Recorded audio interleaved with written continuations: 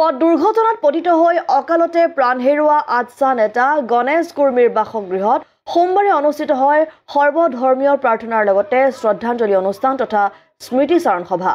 উল্লেখ্য যে ঠেলামাৰা আৰক্ষী থানা এলেকাৰ কাৱেমাৰীৰ 15 নং ৰাষ্ট্ৰীয় ঘাইপথত যোৱা 20 মাৰ্চ তাৰিখে আনুমানিক নিশা 10 বজাত সংঘটিত হৈছিল ভয়াৱহ পথ দুৰ্ঘটনা।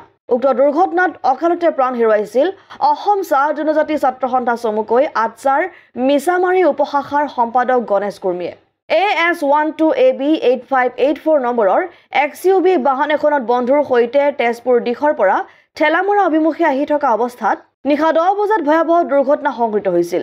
বাহনখনে নিয়ন্ত্ৰণ হেৰুৱাই ঠেলামৰা আৰক্ষী থানা এলেকাৰ কাৱেমাৰীত 15 নং ৰাষ্ট্ৰীয় ঘাইপথৰ দাঁতিত থকা এজোপা প্ৰচণ্ড গছত জোৰেৰে খুন্দা মৰাত ভয়ংকৰ দুৰ্ঘটনাটো সংঘটিত হয়। এই দুৰ্ঘটনাত বাহনখনত থকা গণেশ কুৰ্মী, প্ৰীতম কুৰ্মী, মনোজ কুৰ্মী নামৰ তিনিজনকৈ যুৱক গুৰুতৰভাৱে আঘাতপ্ৰাপ্ত হয়। তাৰে গণেশ কুৰ্মীক সংকটজনক অৱস্থাত গুৱাহাটী মেডিকেল কলেজ হস্পিটেলত উন্নত চিকিৎসাৰ বাবে নিয়া হৈছিল যদিও উক্ত দিনা নিশা আনুমানিক 1 বজাত অকাল মৃত্যুক আকোৱালি লয় গণেশ কুৰ্মীয়ে।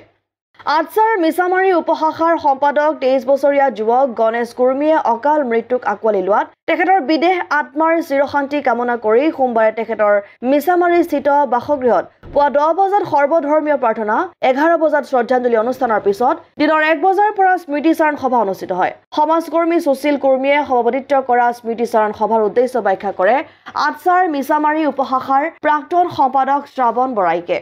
উক্ত সভাত উপস্থিত থাকে অসম চাহ জনজাতি ছাত্ৰ সন্থাৰ কেন্দ্ৰীয় কাৰ্যনিৰ্বাহক মোহন তাঁতী, উপেন সিং, সংগঠনটোৰ শোণিতপুৰ জিলাৰ সভাপতি লক্ষেশ্বৰ মিৰ্ধা, ভাৰতীয় জনতা পাৰ্টিৰ শোণিতপুৰ জিলাৰ উপসভানেত্ৰী দুলুমণি বৰা দাস, সদৌ অসম ছাত্ৰ ছাত্ৰী সন্থাৰ শোণিতপুৰ জিলাৰ উপসভাপতি পৰাগ সেন ডেকা, গৰুবন্ধা গাঁও পঞ্চায়তৰ প্ৰাক্তন সভাপতি দামোদৰ পাটোৱাৰী, অসম চাহ জনজাতি ছাত্ৰ সন্থাৰ মিছামাৰী উপশাখাৰ প্ৰাক্তন সভাপতি মদন কুৰ্মী, মিছামাৰী উপশাখাৰ সভাপতি বিজয় সাহু, ঢেকিয়াজুলি প্ৰেছ ক্লাবৰ সাধাৰণ সম্পাদক হৰেণ ভূমিজ, আটছা নেতা সুজিত কুৰ্মী, গোবিন্দ তাঁতী, দীপাংকৰ গোৱালা, হৰেন্দ্ৰ চেৰু, কেশৱ হাজামৰ লগতে আটছাৰ মিছামাৰী উপশাখাৰ বিষয়ববীয়াসকলৰ উপৰি স্থানীয় ৰাইজ।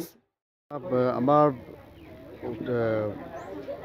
গণেশ কুৰ্মী আমাৰ মিছামাৰী উপশাখা অসম চাহ ছাত্ৰ সন্থা আটছাৰ সম্পাদক দায়িত্ব তেখেতে নতুনকৈ দায়িত্ব গ্ৰহণ কৰিছিলে।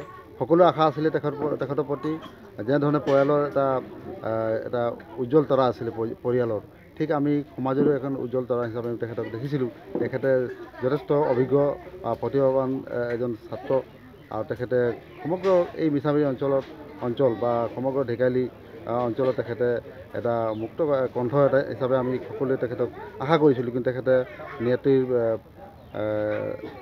হেৰিত মানে আকস্মিকভাৱে তেখেতে আমাৰ মাজৰ পৰা হেৰাই গ'ল। আমি সকলোৱে দুখ প্ৰকাশ কৰিছোঁ আৰু আজি স্মৃতিচাৰণ সভা অনুষ্ঠিত হ'ল। এই স্মৃতিচাৰণ সভাত আমি তেখেতৰ প্ৰতি শ্ৰদ্ধাঞ্জলি জ্ঞাপন কৰিছোঁ, লগতে পৰিয়ালবৰ্গলৈ আমি সমবেদনা জ্ঞাপন কৰাৰ লগতে আমি অসম চাহ ছাত্ৰ সন্থাৰ আমি সমূহ কৰ্মকৰ্তাই গণেশ কুৰ্মীৰ যি অভাৱ, সেই অভাৱ যাতে দূৰ কৰিব পাৰোঁ সেই প্ৰতিশ্ৰুতিও আমি পৰিয়ালবৰ্গৰ লগত আমি আগবঢ়াইছোঁ। আৰু লগতে আমাৰ সকলোৱে সদায় তেখেতৰ পৰিয়ালৰ লগত আমি গণেশ কুৰ্মীৰ হৈ আমি থাকিম আৰু গণেশ কুৰ্মীৰ স্মৃতিত আমি আগন্তুক এই অঞ্চলত যিমান আমাৰ আটছাৰ কাৰ্যসূচী হ'ব তাত ক্ষেত্ৰসমূহ যিখিনি হ'ব সেইখিনি গণেশ কুৰ্মীৰ নামত আমি উৎসৰ্গা কৰিছোঁ। আৰু লগতে কৃতি ছাত্ৰ ছাত্ৰীসকলক যি আমি বঁটা প্ৰদান কৰোঁ সেই বঁটাও গণেশ কুৰ্মীৰ নামত আমি আগবঢ়াই যাম। ঢেকিয়াজুলিৰ পৰা প্ৰশান্ত বৈশ্যৰ ৰিপৰ্ট, অসম আদিত্য।